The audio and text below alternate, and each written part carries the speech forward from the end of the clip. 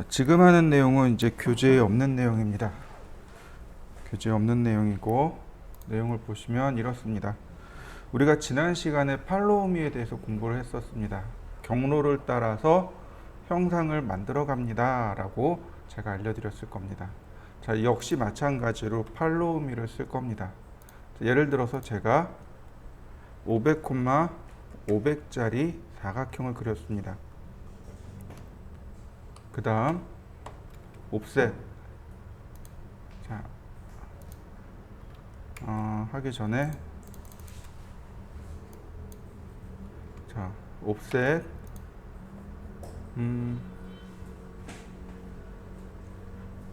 자, 50mm만 옵셋 했습니다. 그리고 이 안쪽에를 이렇게 지웠습니다. 자, 이렇게 하나 만들어 보실까요? 그 다음 푸시앤풀로 한 200mm만 돌출해 보겠습니다. 끝점과 끝점을 지정해 주시면 자, 이렇게 돌출 높이가 나옵니다.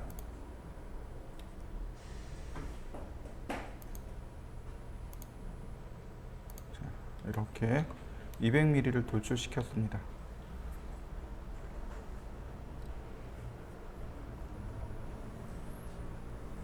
자, 그 다음 이 면에 맞추어서 여기 있는 제가 색칠하고 있는 면 있죠?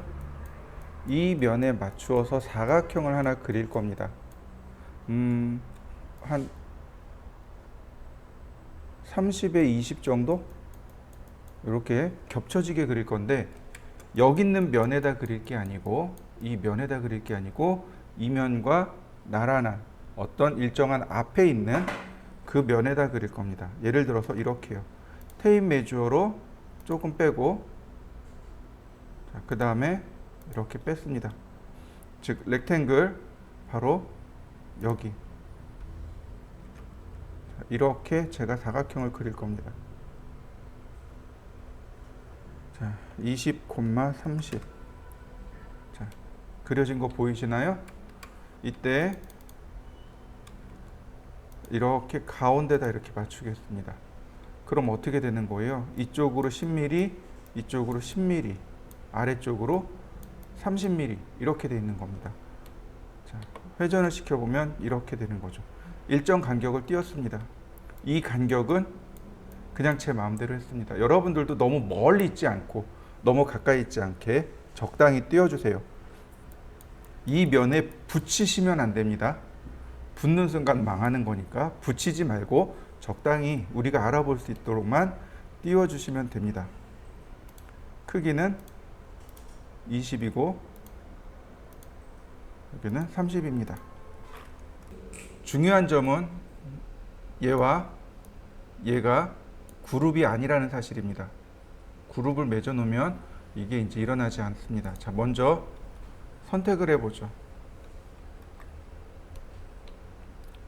이 경로를 따라서 여기 있는 이 경로를 따라서 지금 제가 선택한 이 경로를 따라서 팔로우미 하세요. 자, 팔로우미 한 거 보이시나요? 자, 여기 파고 들어간 거 보이시나요? 이쪽은 만들어진 거 보이시나요? 자, 그러면 이렇게 볼까요? 자, 얘를 이동해 보죠. 이렇게 안쪽으로 집어넣습니다. 그러면 어떻게 될까요? 아까 봤듯이 파고 들어가겠죠. 팔로우미 파고 들어간 거 보이시나요? 다시 보겠습니다. 이동하기. 이번엔 바깥쪽으로 제가 이렇게 놨습니다. 그러면 자, 선택하고 자, 팔로우미. 그러면 안쪽을 따라서 만들어진 거 보이시나요? 네. 우리 천정 요 끝에 보면은 요거 반자돌림이라고 합니다. 몰딩이라고도 하고 반자돌림이라고도 해요. 벽체가 이렇게 올라오고 나면 벽체를 따라서 반자돌림이 돌아가기도 하고, 그 다음에 바닥, 이 벽과 바닥 부분에 걸레바지가 생성됩니다. 그 걸레바지를 그릴 때 이렇게 그리시면 쉽고 빠르게 그리실 수 있습니다. 자, 한번 해보실까요? 자, 이번엔 제가 여기다가 아크를 조그맣게 그릴 겁니다. 자, 렉탱글 20,20 그리고 아크를 여기다 그려보죠. 중심점, 시작점, 끝점. 근데 중요한 건 제가 원하는 건 이쪽이에요. 자, 지우죠. 이레이즈. 그럼 요거만 남은 거예요. 자, 보시죠. 더블 클릭하고 면을 뺐습니다. 그리고 팔로우미. 면 깎는 거 보이시나요? 아까 분명히 면을 잘라냈잖아요. 겹쳐진 부분은 면을 잘라냈잖아요. 네, 이렇게요. 그러면 내가 아크로 모서리를 동글동글하게 만들었어요. 그러면 이 선이 지나가면서 이 면이 지나가면서 이렇게 다 깎는 겁니다. 자, 보세요. 다시 한번 보세요. 면을 그냥 더블 클릭해서 다 선택한 다음에 면만 빼면 되겠죠. 이게 훨씬 더 빠르단 말이죠. 팔로우미, 그 다음에 면을 클릭해주면 이렇게 깎아줍니다.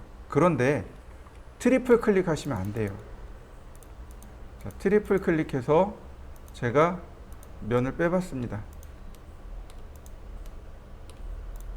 자, 그럼 전체 모서리 다 선택되어 있는 거죠.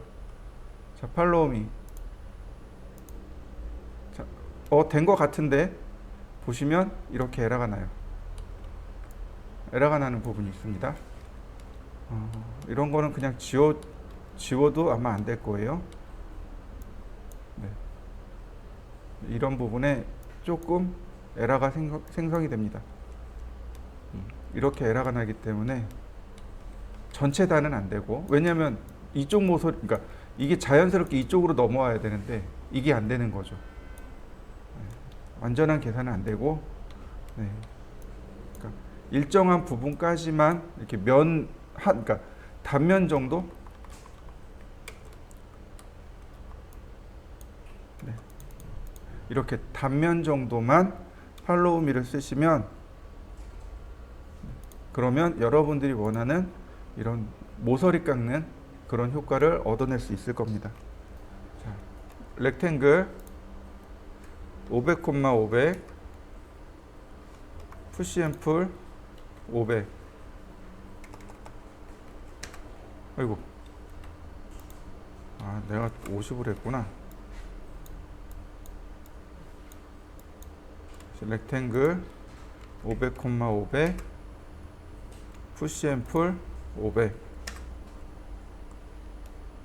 자, 이 상태에서 가로 세로 높이 500이고요. 그 다음 옵셋을 쓸 겁니다. 100mm요. 여기도 100mm, 여기도 100mm. 요 안쪽에 삼각형 홈을 낼 겁니다. 요 안쪽에 삼각형 홈을 낼 거고, 요 안쪽에 삼각형 홈을 낼 겁니다. 자, 일단 여기까지 한번 만들어 보시죠. 치수가 이렇습니다. 여기서부터 여기까지는 500입니다. 가로 세로 높이는 각 500이고요.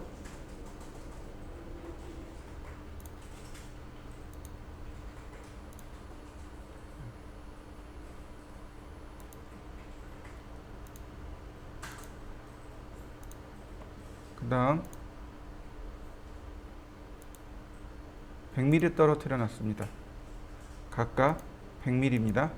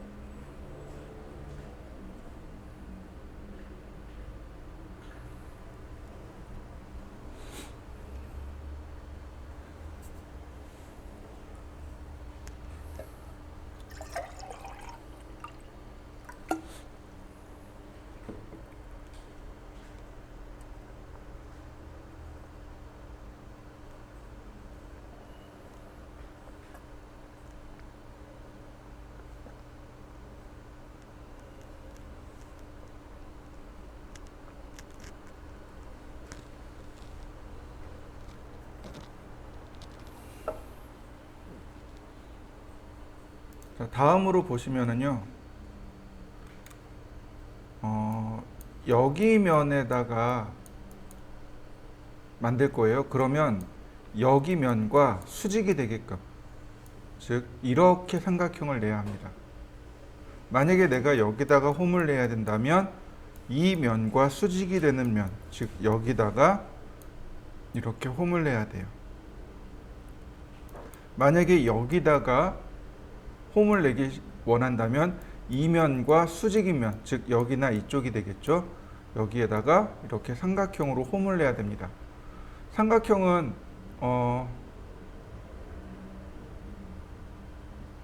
20에 20, 20으로 가죠. 자, 보겠습니다. 먼저 라인을 이용해서, 아니면 테이프를 이용해서 하나씩 만들어 보죠. 자, 이렇게 만들었습니다. 여기서 조금만 떼어 주겠습니다. 한 50mm만 떼고요. 여기서 라인을 그려보죠. 라인 이쪽으로 20mm, 그 다음에 자, 이쪽으로 20mm, 다시 이 아래로 20mm. 그러면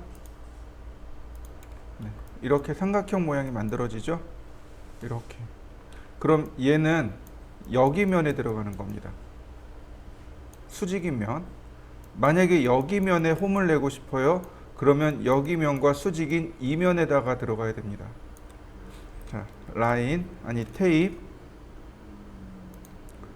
자, 이레이즈. 아이고. 자, 여기서부터 50mm. 그 다음에 이쪽으로 20mm. 그 다음에 이쪽으로 20mm. 다시 여기서부터 20mm. 자, 이렇게 되겠죠. 필요 없는 선 빨리 지우면 됩니다. 이게 아닌데? 라인 이쪽이죠. 20mm. 다시 20mm. 네, 이렇게 되게끔요. 그러면 각각 면이 이렇게 수직이 되는 거 보이시나요? 이렇게 수직이 되게끔. 자, 여기도 마찬가지예요. 여기도 이 면과 수직이 되는 면. 이 면과 수직이 되는 면이 이쪽 면도 있고 이쪽 면도 있죠.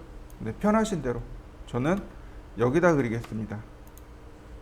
자, 50mm. 그 다음에 20mm. 다시 20mm. 다시 20mm.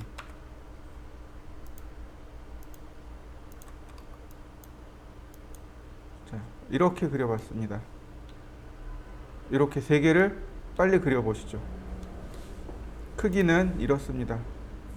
중간에서 20mm, 20mm, 즉 40mm가 되는 거죠. 그 다음에 높이도 20mm가 됩니다. 이 떨어지는 위치는 편하신 대로 바짝 붙이시면 안 됩니다.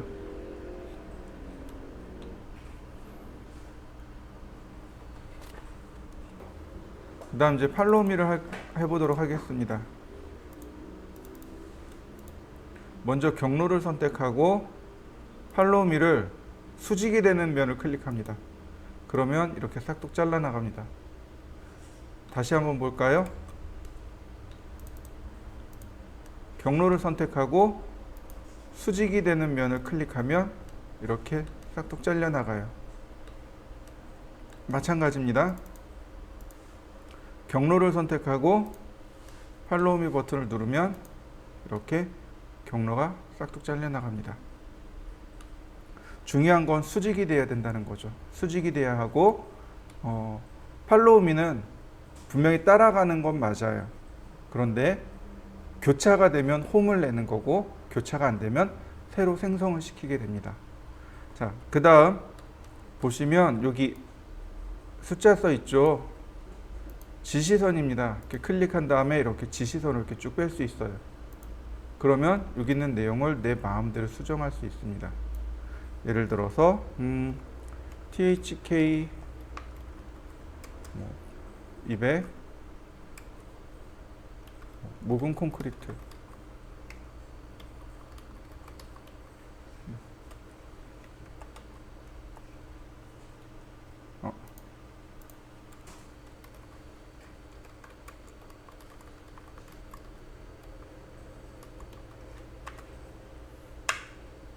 자, 어떤가요?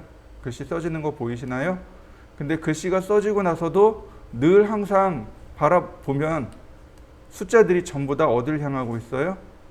정면을 향하고 있습니다. 자, 한번 맞춰보시죠. 그렇죠? 자, 재질이었습니다. 우리가 필요한 재질들은 여기 재질 안에 있다라고 제가 설명을 드렸고요. 예를 들어서 우드, 나무에 대한 재질들이 이렇게 나옵니다. 눌러보면 나무 재질들이 이렇게 들어가겠죠. 다른 재질을 선택해서 지정해주면 다른 재질이 이렇게 들어가겠죠.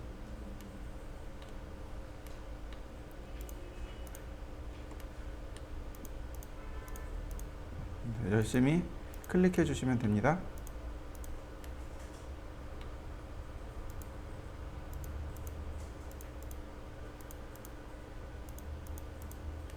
그러면 이렇게 재질이 들어가게 되겠죠.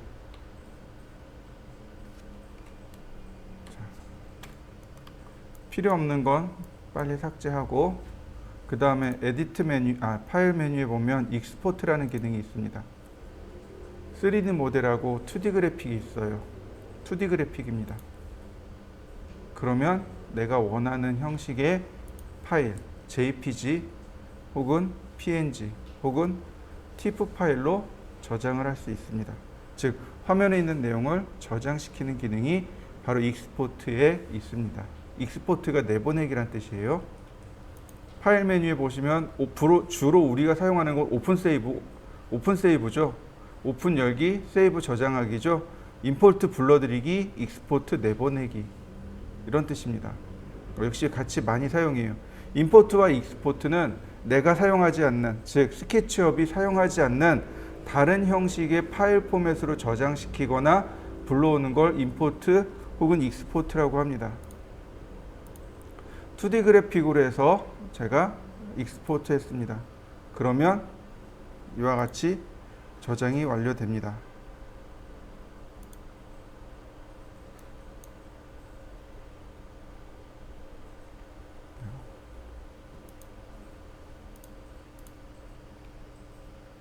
문서에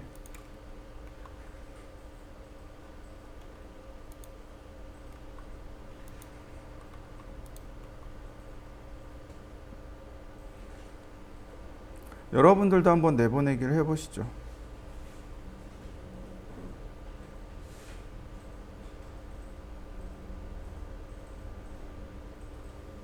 이제 지금 보신 게 이제 파일로 내보낸 게 이렇게 나와요. 네, 우리가 여기서 보시면 여러 가지 형식이 있단 말이죠. 그럼 어떤 형식의 파일을 쓸까요? 가장 쓰기 쉬운 건 PNG 파일입니다. 우리가 보통 이런 얘기를 해요. 그러니까 16비트 포맷이다, 이건 24비트 포맷이다, 이렇게 이야기해요. 색상 최대한대로 표현할 수 있는 건 24비트입니다. 24비트가 최대한이에요. 24비트면 대략 1600만 개의 색상을 저장할 수 있습니다. 즉 24비트 파일이 TIFF하고 PNG하고 두 개입니다. 물론 이제 BMP도 24비트고요. EPS나 PDF도 24비트입니다. 근데 이 중에 제일 용량이 가벼운 건, 24비트 중에 용량이 제일 가벼운 건 PNG고요. 그 다음에 PNG 파일을 쓰는 두 번째 이유가 뭐냐면 투명도가 들어갑니다. 투명도가 들어가요. 그래서 PNG 파일을 32비트 파일이라고 이야기합니다. 우리가 이렇게 파일로 출력을 하기 위해서 파일로 내보낼 때는 이렇게 PNG 파일을 쓰시면 되겠습니다.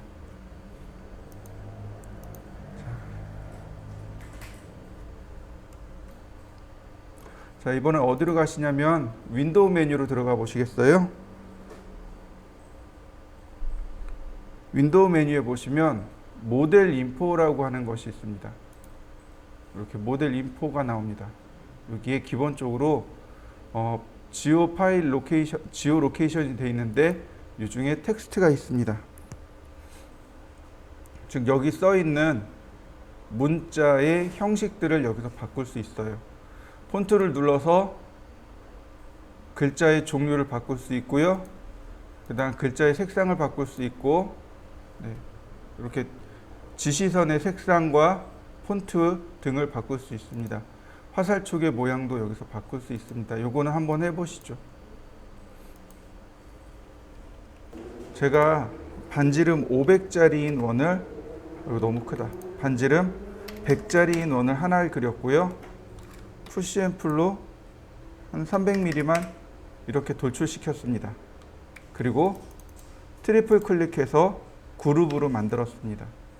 그리고 하나를 이렇게 복제해서 겹쳐놨습니다. 여러분도 이렇게 한번 만들어 보시겠습니까? 얘를 한 서너 개만 이렇게 복사를 해 보시죠.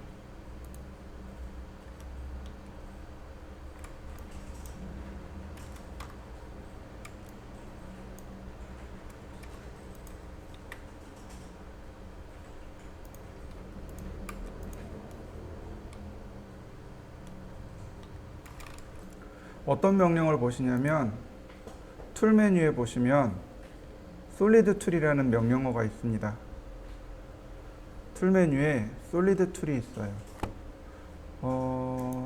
이렇게 끄집어낼 수 있을까요? 솔리드가, 네, 여기 솔리드 툴 있네요. 여기 솔리드 툴도 이렇게 나옵니다.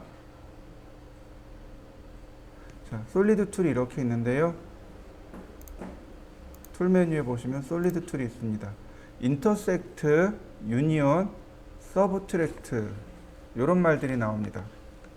무슨 얘기냐면 우리 고등학교 다닐 때 집합이라는 거 배웠어요. 수학 시간에. 기억나시나요? 네. 유니온이 합집합이란 뜻입니다. 합집합이 뭐예요? 두 개의 도형을 하나로 합치는 것. 유니온이 결합하다라는 뜻입니다. 그러니까 내가 선택한 두 개의 그룹을 한 개로 합칠 때 쓰는 게 유니온이고요. 인터섹트는 교차하다라는 뜻으로 교집합이란 뜻입니다. 두 개의 도형이 교차한 부분만 남기는 것, 교차된 부분만 남기는 것, 선택하는 것, 이게 인터섹션이고, 서브트랙트는 차집합이란 뜻입니다. A 그룹에서 B 그룹을 빼는, 이게 차집합입니다. 자, 한번 보시죠. 유니온입니다. 1번, 2번 합쳐진 거 맞습니까? 다시 한번 볼까요? 보면 1이라고 써 있죠? 네, 클릭. 그 다음 2라고 뜨죠? 클릭. 맞나요? 근데 만약에 얘가 안 되는 건 도형이 잘못된 겁니다. 이해되셨나요? 도형이 잘못되면 얘가 안 돼요. 자, 그 다음 요 세 가지만 쭉 해보고 연습할 수 있도록 합니다. 인터섹션. 인터섹트는 교집합이에요. 두 도형이 지금 교차하는 부분이 있잖아요. 1번, 아이고. 다시. 1번, 2번. 교차하는 부분 남는 거 맞죠? 자, 여러분들도 한번 해보시죠.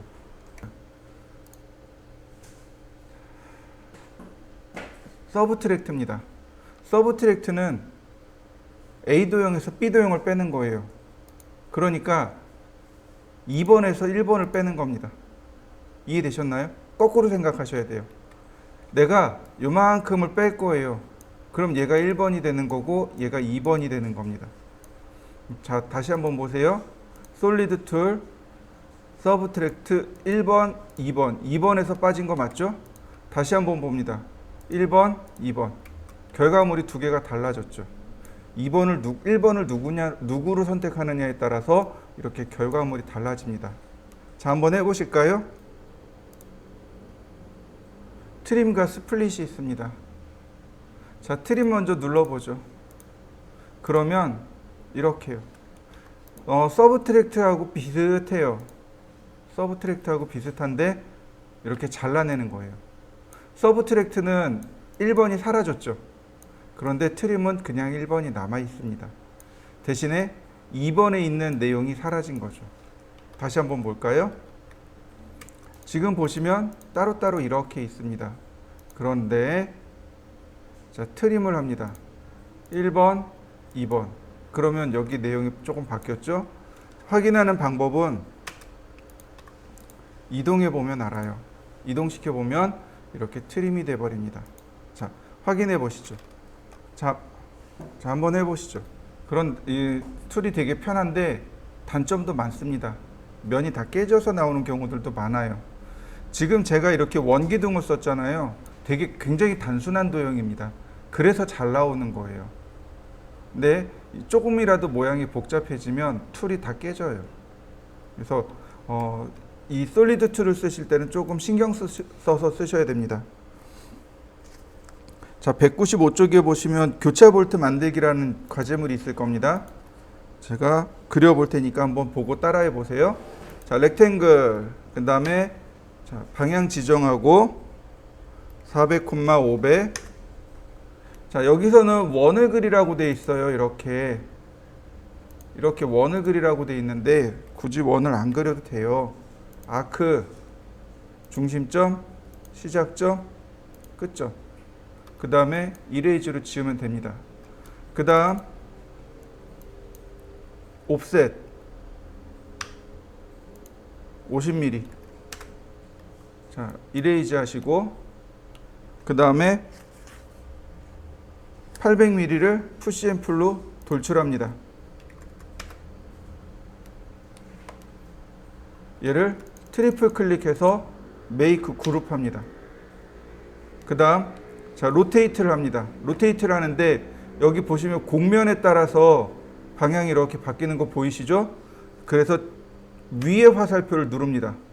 그러면 이렇게 미드 포인트가 걸려요. 컨트롤 키를 눌렀다 떼시고 0도에서 90도로. 그러면 금방 이렇게 도형이 만들어집니다. 방금 우리가 공부했던 것 중에 솔리드 툴 중에 스플릿을 쓰시는 겁니다. 1번 도형, 2번 도형. 그러면 얘가 다 복합적으로 쪼개지는 게 아니고 보세요. 그냥 묶여 있잖아요. 이거 그냥 묶여 있습니다. 근데 이거 트리플 클릭 아니 더블 클릭하면 그룹이 오픈이 되는데 보이시나요? 여기 쪼개진 거 이렇게. 다시 볼까요? 자, 더블 클릭합니다.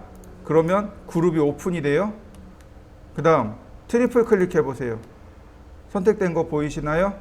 네, 이거 델키를 지우시면 비로소 모양이 완성이 된 거죠. 그 다음에 둘 다 그룹을 풀어버립니다. 익스플로드. 그러면 얘네들이 하나로 이렇게 묶이게 되는 거죠. 자, 한번 해보시죠. 자, 화면에 보시면 여기 섀도우라는 값이 있습니다. 섀도우라는 값이 있어요. 그림자죠. 섀도우가 그림자입니다. 이때 여기 오른편에 이 아이콘을 누르면 화면상에 그림자가 나옵니다. 이 아이콘을 빼면 그림자가 사라지고요.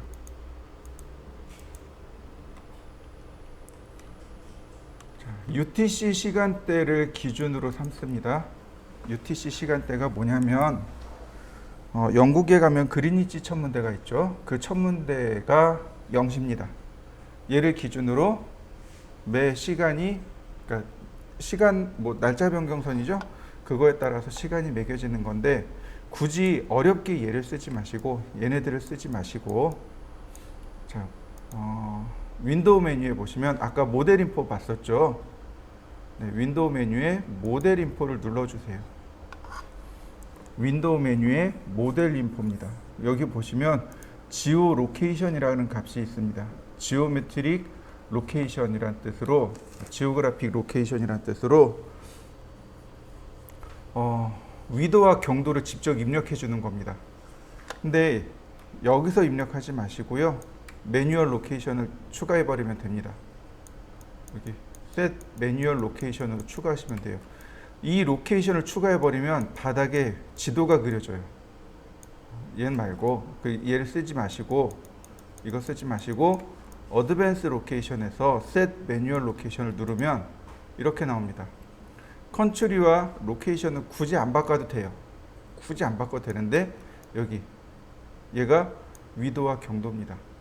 네. 37에 132 정확한 건 아니지만 대략 독도의 위치가 여기에요. 아시죠?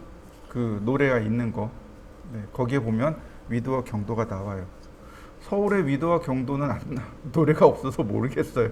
근데 독도는 위도와 경도를 나오니까 저도 모르게 이제 이거는 그렇게 쓸 수 있더라고요. 어쨌든 여기는 서울로 나오게 돼요. 우리나라로 나오게 됩니다.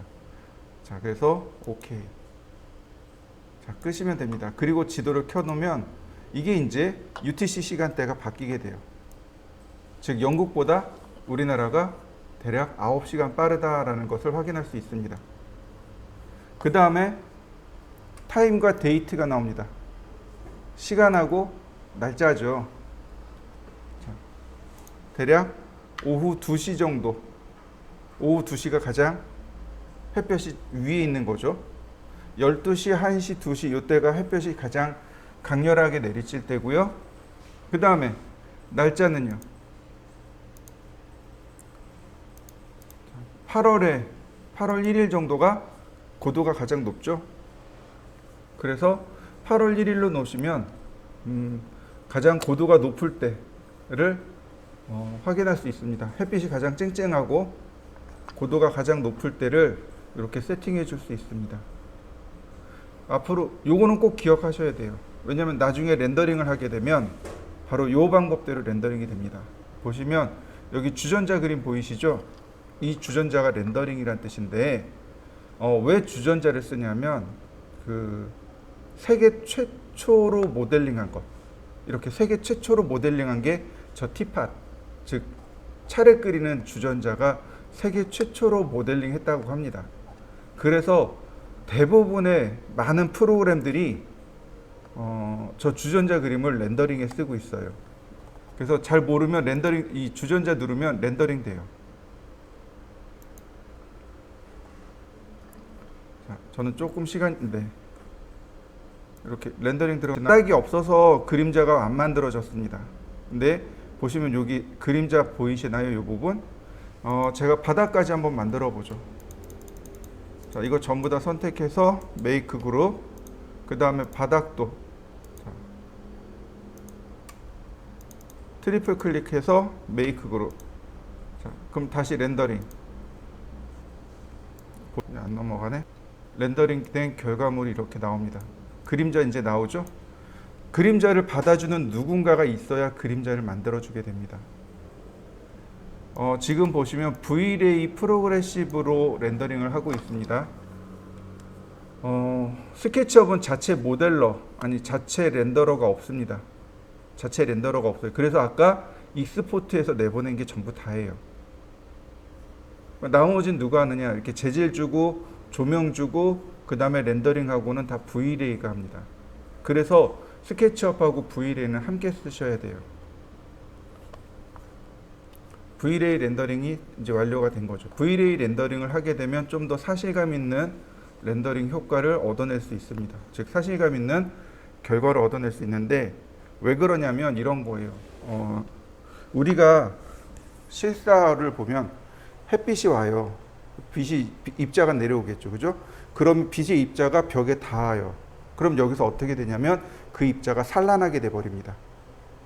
이해되시나요? 빛 입자가 하나가 오면 여기서 그냥 이렇게 튕겨나가는 게 아니고 여러 개로 산란을 해요. 그리고 또 이 입자들이 또 다른 데 가서 또 산란을 하고, 그래서 우리가 보는 이런 빛의 입자를 만들어내게 되는데 V-Ray는 이걸 계산해줘요. 근데 일반적으로 이걸 계산 못합니다. 3D Max도 이 기능이 없어요. 그래서 3D Max도 V-Ray라는 플러그인을 깔아야만 그런 빛의 산란 효과, 즉 빛이 와서 1차, 2차 튕겨나가는 이 빛을 계산할 수 있게 됩니다. 그러니까 우리가 보는 눈은 단순히 빛으로, 그러니까 이 형광등으로 또 한 번에 들어오는 빛도 있지만 이렇게 튕겨져 나오는 빛들도 우리 눈엔 들어오고 있습니다. 그래서 이것들을 계산을 해줘야 사실감 있는 효과가 나옵니다. 근데 일반적으로는 계산 안 돼요. 그게 V레이가 바로 그걸 계산하는 겁니다. 여러분들도 이렇게 해서 한번 렌더링을 걸어 보시죠. 자, 그림자의 방향을 바꿔보죠. 지금 보시면 이제 월별로 하면 그림자의 방향이 이렇게 바뀐단 말이죠. 그림자를 바꿔봤습니다. 그럼 렌더링 시 그림자가 어떤지 확인해 보시죠.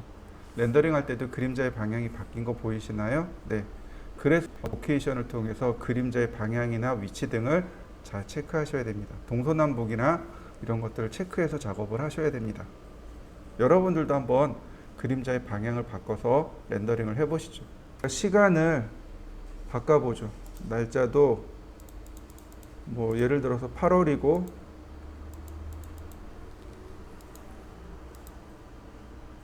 자 7월로 7시로 바꿔봤습니다. 보시면 이렇게 라인이 나오죠. 그죠? 얘가 수평선입니다. 이게 수평선이에요. 이 수평선을 잘 맞추셔야 됩니다. 왜 수평선을 맞춰야 되냐면 이 수평선이 우리 눈높이라고 보시면 돼요. 이 눈높이고 소실점이 바로 수평선에 만들어지는 겁니다. 사람이 서서 이렇게 관찰하게 되잖아요. 그러면 늘 눈높이에 소실점이 생긴단 말이죠. 눈높이에 원근감이 생겨요. 그래서 이 눈높이를 맞추는 것, 즉 소실점을 맞추는 건 사람의 눈높이를 기준으로 해서 맞추게 됩니다. 그게 투시도예요. 투시도는 150, 바닥에서 150cm, 즉 1500mm 기준에서 원근감이 생성이 됩니다. 그걸 누가 따져줘요? 바로 이 수평선이 생기는 겁니다. 사람의 눈높이에 수평선이 생기는 거거든요. 그리고 시간에 따라서 이 수평 렌더링을 하게 되면 이렇게 노을도 져요. 이게 이제 장점이 되는 거죠. 이렇게 노을이 생긴다는 거죠. 시간에 따라서. 똑같은 시간이지만 이번엔 더 밝은 2시로 옮겨봤습니다. 그러면 한낮이 표현되는 거죠. 그래서 내가 작업을 하면서 어떤 시간대가 필요하냐 이거죠. 여름이냐, 가을이냐, 봄이냐, 겨울이냐, 아니면 한낮이냐, 아침이냐, 혹은 저녁 때냐, 이걸 따져주는 거죠. 보통 조감도나 투시도 할 때는 이 상태 2시를 기준으로 해서 작업을 하는데 씬을 하나 더 요구하는 때가 있습니다. 좀 얘가 감성적으로 보고 싶어 하시는 분들이 계세요. 그럴 때가 이제 저녁 노을 질 때 혹은 야경을 바탕으로 해서 렌더링을 해줘야 될 때가 나옵니다. 그때는 시간을 체크해 가지고 보시면 됩니다. 그래서 이렇게 뒤에 하늘이 자연스럽게 배경으로 나온다는 겁니다. 한번 시간을 바꿔보시고 렌더링을 해보시죠. 파일 메뉴에 임포트입니다.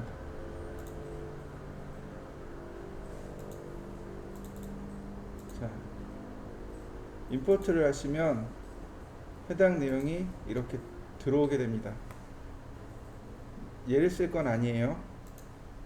얘를 쓸 건 아니고, 자, 우리가 또 알아야 될 내용이 있습니다. 이게 뭐냐면 바로 레이어라는 겁니다. 오토캐드에도 레이어가 있고요. 포토샵에도 레이어는 존재합니다. 그리고 3D 맥스에도 레이어는 존재합니다. 레이어가 뭐냐면 도면층이란 뜻이에요. 층이란 뜻입니다. 뭐 적층을 하죠. 예를 들어서 층층이 쌓이는 거, 이걸 레이어라고 합니다. 보시면 오토캐드에서 이렇게 파일을 불러오게 되면 캐드 파일에 있던 레이어가 고스란히 살아서 이렇게 다 들어오게 됩니다.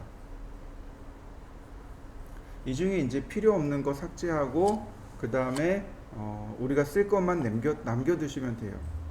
자, 예를 들어서 우리 이제 레이어를 보게 되면 레이어를 보게 되면 일단 여기 체크되어 있죠. 작업 레이어가 됩니다. 내가 작업하는 레이어는 이렇게 체크하면 작업 레이어가 됩니다. 자, 이렇게 체크하시면 내가 작업하는 작업 레이어가 돼요. 그리고 비저블이라는 개념이 나옵니다. 비저블은 우리나라 말로 하면 가시성이라는 뜻입니다. 눈에 보이고 감추고. 그래서 눈에 보이고 감추고. 확대해 보세요. 확대해 보면 보이고 감추고. 이걸 가시성이라고 하죠. 지금 보시면 이 레이어는 센터, 즉 이 도면의 중심선들만 모아놓은 레이어입니다. 사실 얘는 필요 없어요. 그 다음에 뎁스 포인트도 필요 없습니다. 얘는 뭐냐면 오토캐드에서 치수 기입을 하면 자동으로 하나 만들어져요. 이거 절대로 쓰면 안 되는 레이어 중에 하나입니다. 그 다음에 엘리베이션, 또 뭐가 있나요? 자, 눌러보시죠.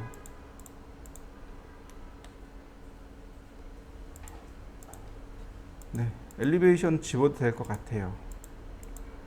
안 된다. 보시면 문이 같이 들어있네요. 문 들어가 있는 거 보이시죠? 네, 그럼 지워지면 안 되고. 피니시, 마감이네요. 네, 마감은 없네요. 마감 지워도 될 것 같고. 퍼니처, 가구, 해치, 그 다음에 네, 얘는 단면이네요. 섹션, 심볼, 좀 더 크게 볼까요? 심볼, 네, 심볼 지워도 되겠고, 텍스트, 문자, 윈도우, 창문이네요. 지우면 안 되겠군요.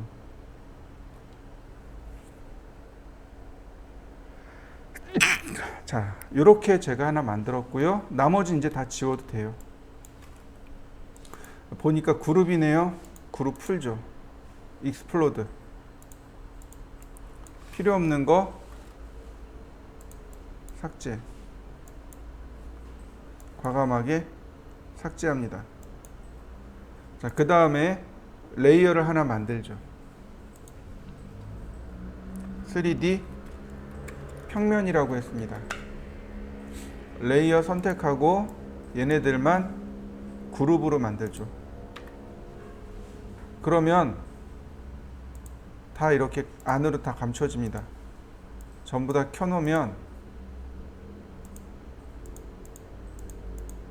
자 보세요. 3D 평면만 끄면 나머지 내가 지워야 될 게 나온다는 거죠. 얘만 싹 지우시면 돼요. 그러면 3D 평면만 보실 수 있는 거죠. 자, 마찬가지입니다. 3D 평면에서 얘네들 전부 다 레이어가 다 제각각이에요. 그러니까 이것도 레이어를 하나로 다 바꿔줍니다. 3D 평면으로. 그러면 다른 거 이렇게 감출 때 사라지지 않습니다. 사라지는 거 없죠? 하나 있네? 창문이 있네요. 창문은 어쩔 수 없고요. 나머지만 삭제하는 겁니다. 레이어를 최소한도로 냅두기 위해서 이런 일들을 해요.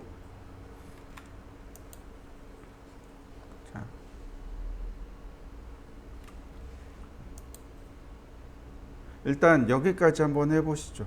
오늘은 여기까지 하면 될 것 같습니다.